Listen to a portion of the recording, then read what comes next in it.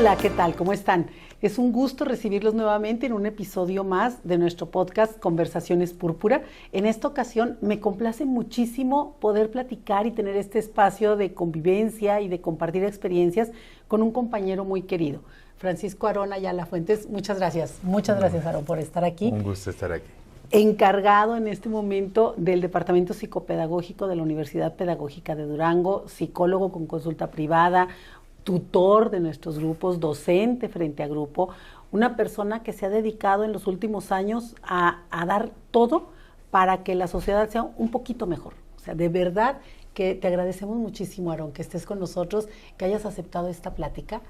Y bueno, pues continuando un poquito en la tónica que teníamos el mes pasado, el mes del orgullo que acaba de concluir, pues queremos abordar un tema en el que tú eres experto, Aarón, y es el tema de las nuevas masculinidades. Las nuevas masculinidades, como algunos de nuestros escuchas sabrán, y otros estarán interesados en él, por eso andan por aquí, es un tema que ha cobrado una relevancia fundamental en los últimos años. Claro. Y creo y me atrevería a asegurar que la lucha feminista ha tenido mucho que ver en este asunto.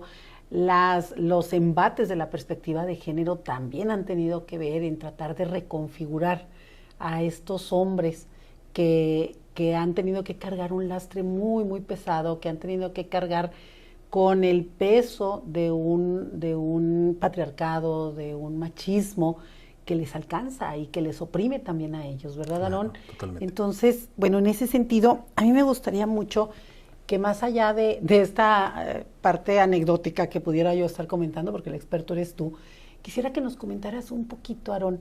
Primero, ¿quién eres? Ya dije yo de qué trabajas, pero ¿quién es Aarón?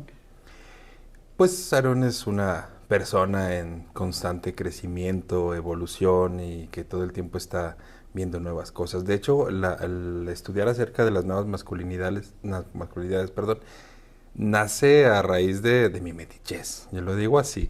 Bien. Porque estaba viendo todo este discurso. Yo tengo amigas que son feministas, yo convivo muy cerca en el departamento, por ejemplo, con dos grandes amigas que son muy dadas a un discurso diverso.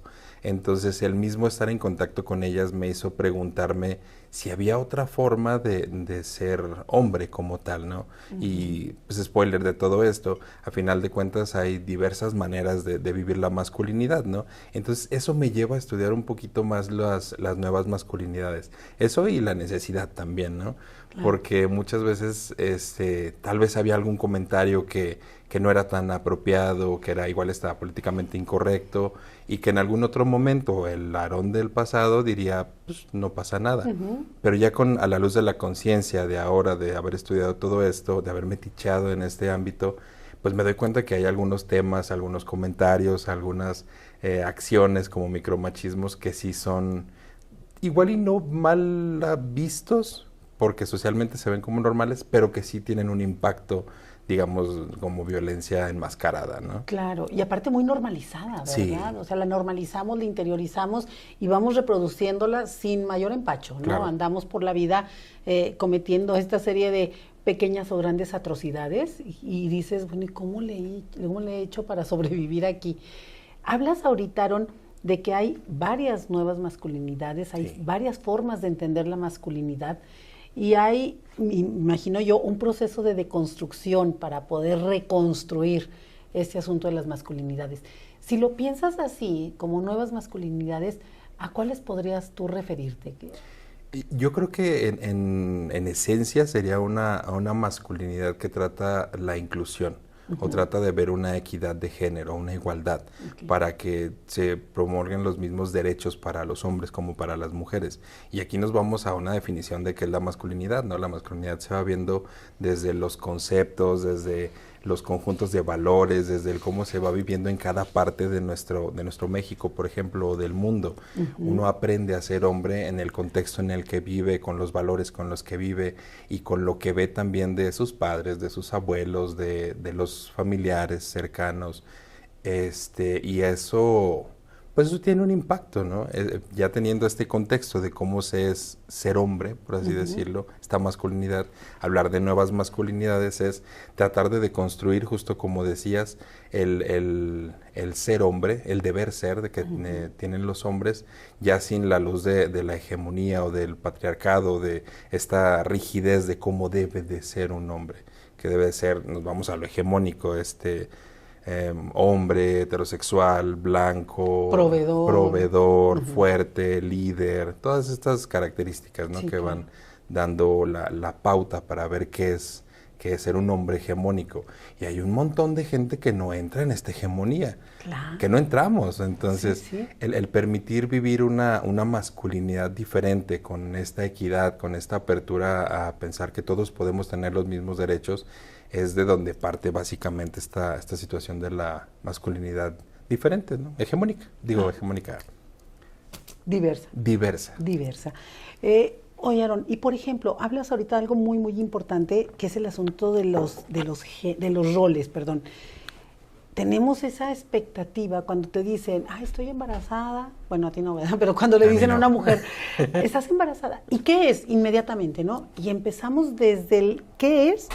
Asignarle un género, pero con ese género a asignarle un rol y a tener expectativas de esa persona, de comportamiento, de desempeño, de relaciones, de gustos, de preferencia sexual, de muchísimas cosas, ¿no? Todo. Y entonces cuando hablas ahorita de construir la masculinidad desde el patriarcado que se ha ido construyendo hasta una manera mucho más incluyente, menos dogmática, menos opresora de entender la masculinidad, ¿cómo definirías tú a un hombre que está en proceso de deconstrucción o de reconstrucción de esa masculinidad?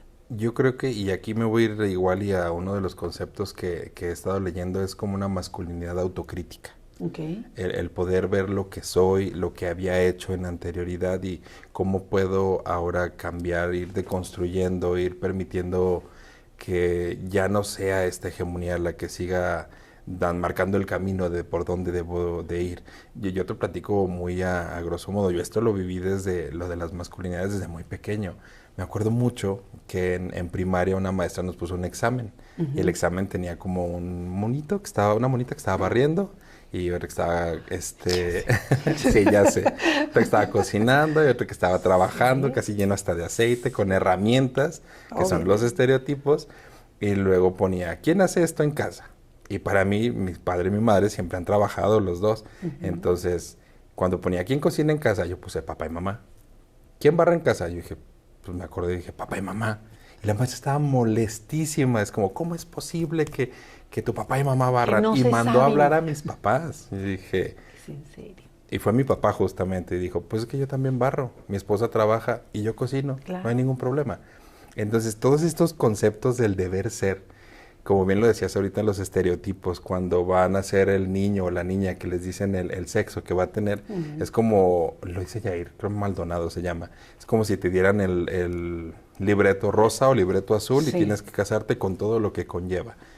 Y ahorita actualmente yo creo que la sociedad ha venido cambiando, ha venido todo desarrollándose de una forma tan diferente que ya se permiten las nuevas generaciones con más libertad el ser diferentes o el atreverse a no ser como esta hegemonía de lo que veíamos en el cine en los, 1930, que era Pedro Infante, que era el hombre macho, violento. Sí.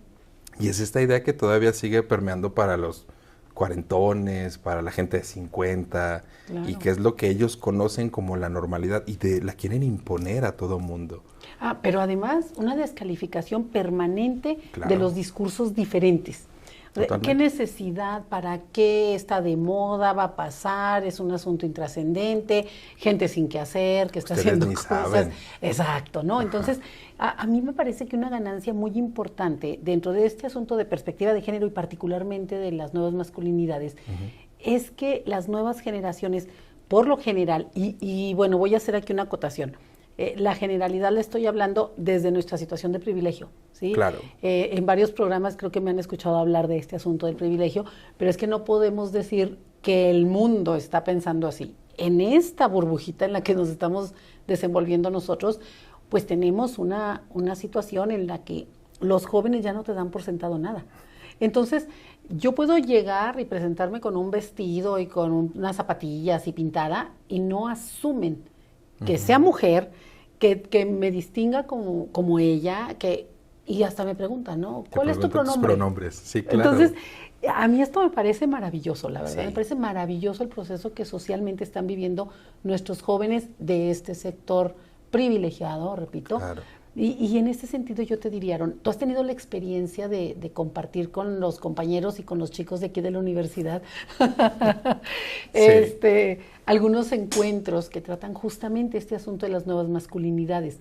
¿Cómo ha sido esa experiencia? ¿Qué te ha dejado?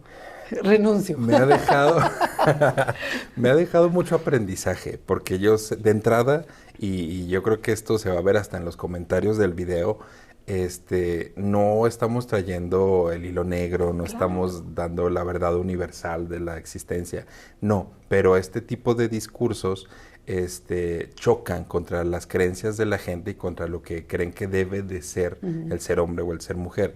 Y trasladado a las aulas, trasladado aquí a la institución, pues yo sí me topaba con caras que, mira, primero estaban como pasmados, algunos llegaban a ser hasta como retadores de, ¿por qué me estás diciendo esto? Sí, esto es para mí, lo sé.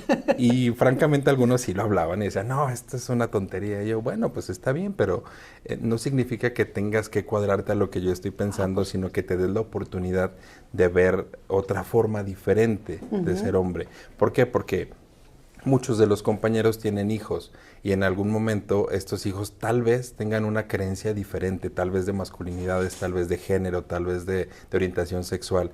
Si les das la oportunidad de que tengan un espacio en donde pueden hablar abiertamente de lo que son o de lo que quieren ser, les cambias la vida. Por supuesto. Inclusive aquí con los alumnos. Sí. Cuando hablábamos de este tema en un tallercito, había muchos que por ejemplo, había una que estábamos hablando de lo que era el machismo y cómo también lo seguían reproduciendo las mujeres y cómo era todo este tipo de situaciones, ¿no? Entonces uno dijo, no, es que yo a veces lloro. Y una chava fue la primera que dijo, niña. Es como, espérense, ¿qué pasó? ¿El tema cuál era, perdón? Justamente ese es un ejemplo, y no es por ponerle dedo ni mucho menos, pero es un ejemplo de cómo se vive el hecho de que alguien un hombre se permita hablar de sus emociones. Y es consternante porque hay hombres que ven el hablar de emociones como si fuera debilidad. Inclusive hombres, entre hombres, el discurso discriminatorio es como, uy, mira, como mujer, uy, mira, eres como niña. Y eso pues no tiene nada que ver. He conocido mujeres bastante fuertes que pueden hacer cosas que yo como hombre cisgénero no puedo. Conocí una amiga que puede cambiar una llanta, yo no sé hacer eso. Yo sí sé. Ya conozco dos amigas que pueden cambiar una llanta. Claro. Pero, o sea, no tiene por qué seguir perpetrándose ese discurso agresivo y que termina siendo en violencia. Y hay hombres que no quieren evidenciar que tienen emociones, que sufren, que la pasan mal, y lo que hacen, y es consternante, terminan suicidándose. Por no admitir debilidad o por no admitir que le están pasando mal, hay hombres que terminan suicidándose. Y es que finalmente ese es uno de los costos, el más alto costo que te viene pagando, que te viene cobrando el sistema patriarcal machista en el que vivimos, ¿no? Finalmente, oye, dice Rita Segato, se odia todo lo femenino, y lo femenino está representado también en las emociones, ¿no? Claro. En un sistema así, las emociones son así, dirigidas a lo femenino. Y un hombre que tiene emociones y que ha crecido y se ha desarrollado en un sistema patriarcal, en un sistema machista, en un sistema misógino, pues obviamente va a tener que ocultarlas, las va a querer reprimir, pero pues no somos contenedores sin fondo. Claro, en algún no. momento van a salir de alguna forma, ¿no? Y en ese sentido, Aaron, yo quisiera preguntarte, con tu experiencia ahora en consulta, y todo lo que has leído sobre el tema, ¿qué cambios has visto tú en los roles de los hombres, en los roles prioritariamente o absolutamente masculinos? Por ejemplo, de la paternidad, de ser hermano hombre, de ser proveedor, de ser esposo, de ser... ¿Qué cambios has visto cuando te has topado con un hombre deconstruido? Yo creo que, y esto pues pudiera sonar hasta alarmante, son pocos los hombres que me ha tocado atender en consulta. Los que sí me toca atender, yo me acuerdo mucho, y no es ventilar a nadie, pero hablaba con uno que me decía todo lo que estaba pasando y que se sentía mal y que no podía hablarlo con nadie más. Y yo veía como los síntomas tan claros y al final nada más le digo, pues es que estás en un episodio depresivo. Fue como, estoy deprimido. Ay, ya me puedo dar Una permiso. descarga, exactamente, Sí. no se dan permiso.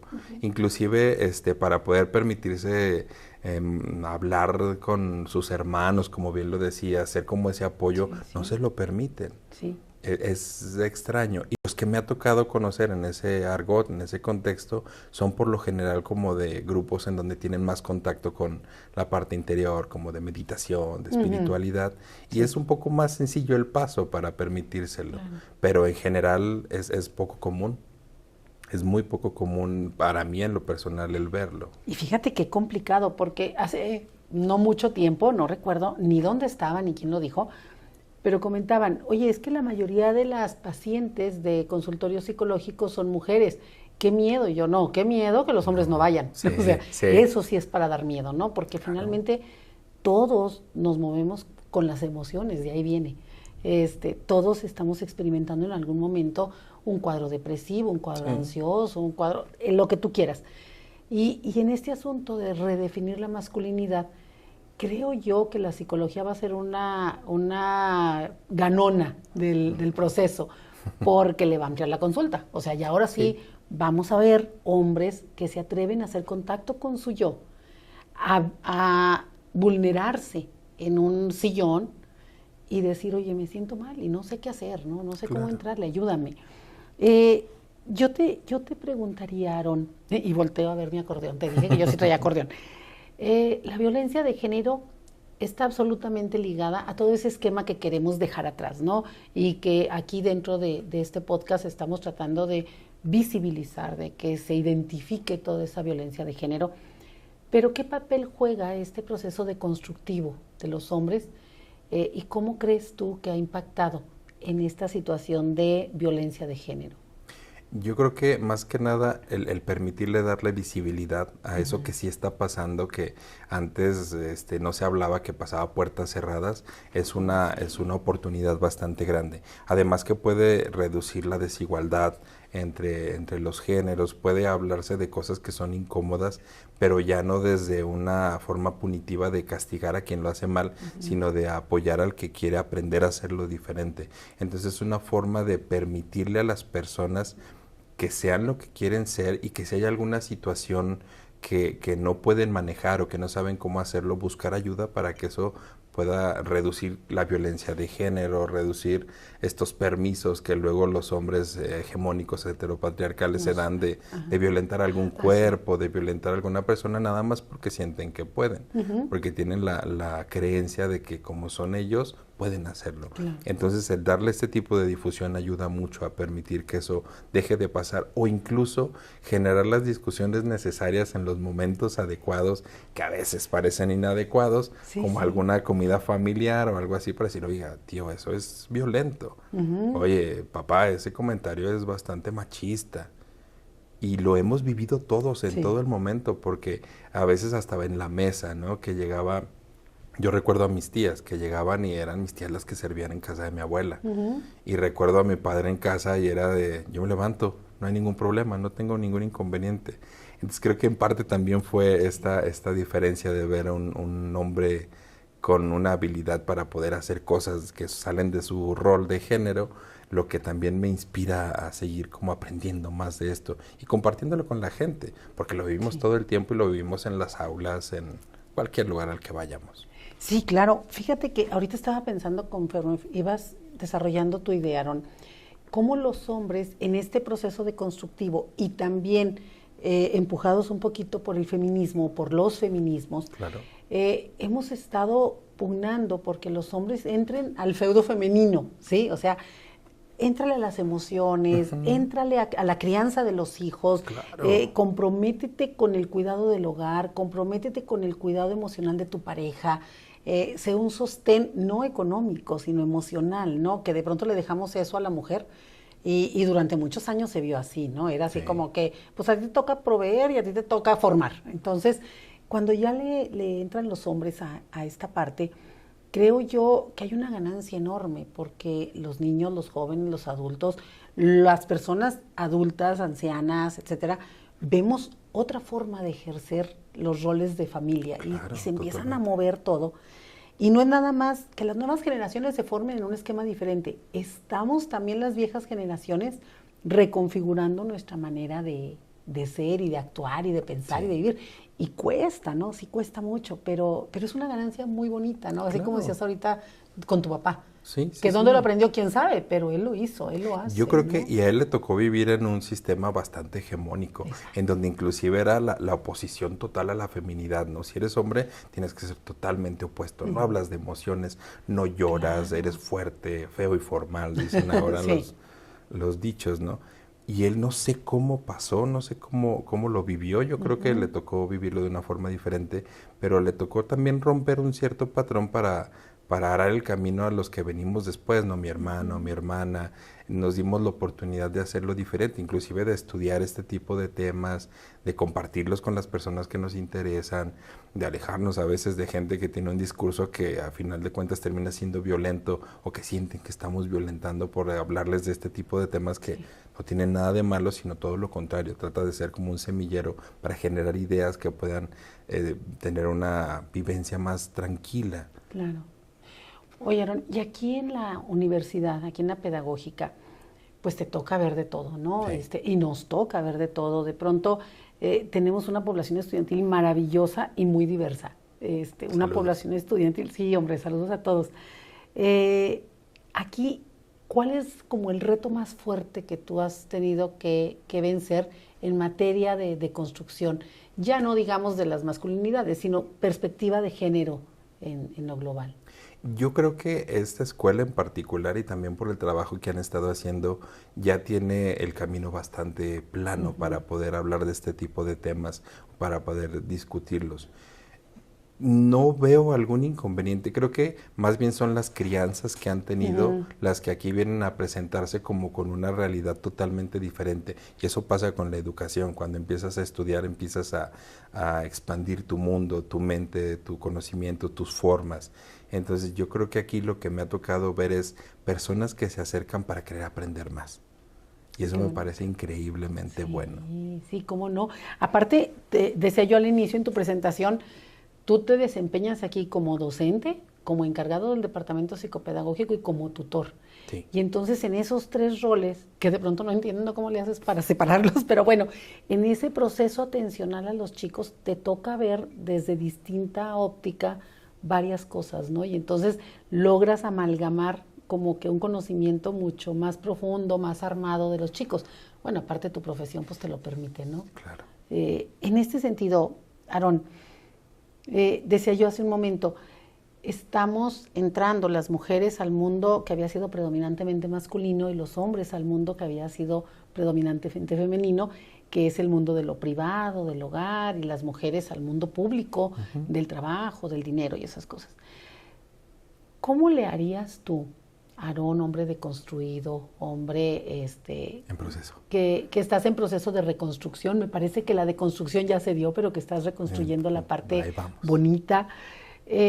¿Cómo le harías, no nada más para promover el ingreso de los hombres al mundo femenino, o mal llamado femenino, sino para lograr empoderar a esas mujeres? Porque, y voy a abrir un paréntesis, perdón por lo extenso que pueda Adelante. ser, resulta que gran parte de la maravilla de poder deconstruirnos y de poder entrar a otro mundo es también darle fuerza, voz y poder al que nunca lo ha tenido. Y entonces las mujeres, por sistema, ha sido un sector oprimido, ha sido un Sí. sector reducido, ha sido un sector vilipendiado. Y no me estoy victimizando, es historia nomás. Es Entonces, anecdótico. sí, sí, claro. Entonces, si están entrando los hombres a ese mundo, ¿cómo le hacemos nosotros formadores de agentes educativos, de interventores educativos, cómo le hacemos para que esos hombres que están en este proceso de reconfiguración de sí mismos le tiendan la mano a las mujeres y les digan así? Yo creo que aquí sería cuestión de permitirnos el cambio. Ya hay personas que están como ahí intentando, lo que están pugnando por esta misma lucha, pero de repente ya no es como horizontal y la persona que está arriba dice, no, ahorita no vamos a hacer eso. Entonces como seguir dándole difusión, seguir permitiendo que este discurso tenga más capacidad, más poder y buscar a las personas que tienen esta idea de sí poder tender la mano para las personas y seguir propiciando lugares en donde sean círculos de confianza, círculos de masculinidades, por ejemplo, para los hombres, para que puedan deconstruir y reconstruirse como una masculinidad más diversa o más equitativa, más igualitaria, y que esto pudiera abrir la puerta también a que todos pudiéramos estar al mismo nivel. Sé que es un discurso bastante utópico y que esto nos va a tomar años tal vez. Espero que nos toque verlo. Ojalá. Espero que nos toque verlo porque ya se están derrumbando muchas estructuras y ahorita todo está cambiando a pasos agigantados. Entonces espero que estos espacios, que este tipo de charlas, de conversaciones puedan propiciar que otras personas se acerquen y que quieran hacerlo diferente, quieran tender la mano. Y es que ahorita que mencionas estos espacios y estas charlas, tenemos una bendición enorme en los medios, en la capacidad comunicativa de la que gozamos en este siglo XXI, ¿no? O sea, ahorita estamos aquí, pero nos pueden estar oyendo en cualquier lugar. Y entonces, ¡qué miedo! Entonces, cuando lo piensas así y dices, ya no está la barrera del aula con 25 estudiantes y mi discurso se queda aquí nada más, sino que tengo, además de que mi voz se escucha en cualquier parte o podría escucharse en cualquier parte, tengo acceso a cualquier mensaje. Sí. ¿Cómo crees que ha impactado esa gran cantidad de información que existe por los medios? Porque así está hecho ahorita la sociedad de la información, la sociedad del conocimiento en algunos casos. ¿Cómo ha impactado en esta reconfiguración de las masculinidades? Yo creo que siguen pañales. Ha impactado en el sentido de que se siguen hablando de estos temas, se siguen abriendo, tal vez de las formas no tan adecuadas, como por ejemplo desde una queja de un hombre hegemónico que está peleándose con alguna persona o que van y se pelean con las feministas en redes y todo eso, pero sigue hablándose. Entonces hay alguna persona que lo va a ver como incorrecto y hay otra persona que va a conectar con el discurso tal vez adecuado para que se propicie un cambio y se pueda dar algo diferente. Misma situación de las redes sociales, que ahora todos tienen una voz para poder hablar, da la oportunidad de que haya diferentes voces que tienen un mismo cometido. Y antes nada más las multinacionales en las noticias y en todo eso controlaban el discurso y lo controlaban desde lo que publicaban, ¿no? Hablamos hace rato de el cine de oro en 1930, o sea, si nos vamos a ese tiempo, ahorita nosotros seríamos unos locos, que estamos hablando de lo que no tiene nada de sentido, pero ahorita ya no. Ahorita sí podemos conectar con gente que está, por ejemplo, en otro país, en Argentina, en Nicaragua, no sé, en otro lado donde sean hispanoparlantes, que pueda conectar con esto y tal vez reproducirlo en algún otro lado. Porque lo que estamos haciendo aquí se reproduce en otros espacios, por ejemplo en el aula, tanto como se reproduce el machismo o la hegemonía de los discursos de los maestros, no digo de esta universidad, de tal vez otras, también se puede reproducir esto de una forma, no para contrarrestar, sino para sacar el tema a colación y que se pueda dar algo más igualitario, algo que se pueda tener más tendencia a lo equitativo. Sí, claro. Y en este asunto valdría mucho la pena también tocar el tema, de las políticas públicas. O sea, actualmente hay una efervescencia por diseñar y aplicar políticas públicas que tiendan a apoyar este tipo de situaciones, ¿no? A nivel internacional tenemos la Agenda 2030, que se podrá cuestionar mucho, pero que finalmente estamos trabajando en pos de una reconstrucción de un mundo de una u otra manera, ¿no? Claro. Y cada quien desde el lugar que le toca, ¿no? Con un aparato crítico importante decir, caray, pues esto es lo que me toca a mí hacer. Retomando un poquito, tenemos el quehacer de la Universidad Pedagógica, obviamente, es la educación, y tenemos en puerta un reto muy importante que es formar profesionales de la educación para desempeñarse en un mundo que es cada vez más demandante, cada vez más cambiante, pero además cada vez más diverso y más, no me gusta la palabra tolerante, dime otra. ¿Verdad? aceptante, iba a decir diverso, deja tú. diverso, sí, ya sé, aceptante, Inclusivo. inclusivo, muy bien, para estas manifestaciones en Sí. todos los sentidos, no nada más en cuestiones de género. Totalmente. ¿Cómo crees que podemos nosotros, como Universidad Pedagógica, Aarón, responder a ese reto? ¿Qué tenemos que hacer? Mira, yo creo que justo ahorita retomando lo que decías de las políticas Sí. públicas, se están haciendo, pero si se hacen a gran escala, sin tener una conciencia en la microescala, que son, por ejemplo, nuestra casa, nuestra persona, nuestro hogar, nuestra aula, entonces se va a ver como una imposición. Sí, claro. Como están imponiendo que deje de ser un hombre hegemónico cuando siempre ha tenido el poder. Pues ¿quién va a querer soltar el poder? Nadie. Ajá. Nadie cuando lo ostenta. Pero aquí yo creo que y lo pego a la pregunta que hacías ahorita del devenir de la institución.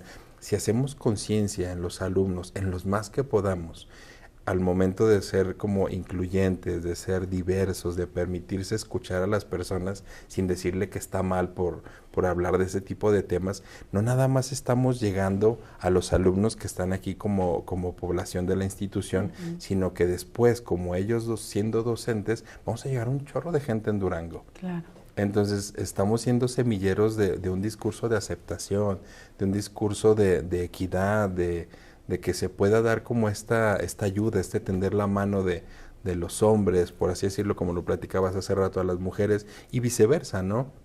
Yo creo que si nos casamos con un solo estereotipo de género, que nos quedamos con el guión rosa o el guión azul, nos vamos a quitar, nos vamos a mutilar toda la oportunidad que tenemos de lo que hay en el otro lado. Sí. Para los hombres sería como de permitirte vivir las emociones. Sí. Todo el tiempo las estamos viviendo, pero permitirte validarlas, sentirlas, que no sea después algo que termine o derive en una ansiedad crónica o en una depresión o en un suicidio. Sí. Estamos abriendo la conversación para que se permita tener como este equilibrio y esta colaboración entre hombres y mujeres. Claro. Ya ahorita entre docentes, entre el equipo de género, los psicólogos y los alumnos, porque estamos siendo semilleros para todo lo que viene después. Y yo sé que suena como utópico y tal vez hasta como bastante rosa y pastel. Romántico. Romántico, por así decirlo. Pero es cierto. Sí, claro. Totalmente. Siempre conocemos, y yo sé que te ha tocado ver a alguien que como docente en tu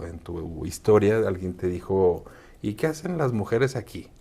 Por supuesto, me ha tocado. A todos nos ha tocado, pero el punto aquí es que ahora podamos tener ese discurso y cambiarlo. Y si vemos a un docente que ha sido así con nosotros, que yo me toma como parte muy personal, lo veo como algo que no quiero ser. Lo puedo ver a mis maestros, maestras, que tengo un entrañable cariño hacia ellos, los veo como un modelo para cómo poder ser mejor docente. Y a los que no, que siguen con ese discurso machista, homofóbico, racista, es como, esto es lo que no quiero ser. Y eso queda para todos. Qué padre, qué bonita respuesta, Aarón. Pues bueno, el asunto de género nos toca en muchas áreas, en muchas aristas, ¿no? Y entonces pensamos también en interseccionalidad, por ejemplo, que es algo que no toca en este capítulo tocar, pero que finalmente es todo un tema enorme. El tema también de la violencia de género, Claro. Muchísimas situaciones que creo yo que vamos a ir desentrañando poco a poco en cada uno de los episodios que vamos a ir teniendo en este podcast de Conversaciones Púrpuras. Y en esta ocasión, Aarón, pues me gustaría mucho que cerraras tú este episodio diciéndonos un mensaje que quieras dirigirnos a toda la población universitaria en materia de nuevas masculinidades. Yo creo que aquí retomo todo lo que he estado leyendo. Cuestiónate tu privilegio. Para las personas, para los hombres cisgénero, hegemónicos, subordinados o todo esto, date la oportunidad de saber o preguntarte si has llegado tan lejos simplemente porque lo mereces o porque te tocó ser hombre, ¿no? Entonces, permítete también validar tus emociones. Si no sabes qué es lo que estás sintiendo, dónde te duele, por qué estás pasando, pero llevas días sin dormir, enojado con medio mundo, date la oportunidad de acercarte a algún especialista. Si eres alumno de aquí de la institución, acercarte con nosotros en el área de psicología y pues preguntarte qué ha pasado con tu vida o con tu forma de ser hombre. A final de cuentas no hay una sola manera de ser hombre, hay diversas y hay muchas formas y podemos permitirnoslo ser hombre diversos, pero también respetar al otro que se tal vez quiera seguir en la hegemonía o que también es diverso. Y puedes hacer una tribu bastante interesante de personas con las que tengas el mismo discurso y con quien te puedas permitir ser tú sin ningún inconveniente. Qué bonito, pues se queda para la reflexión. Muchas gracias por habernos acompañado. Gracias, Aaron, por estar aquí. Un gusto.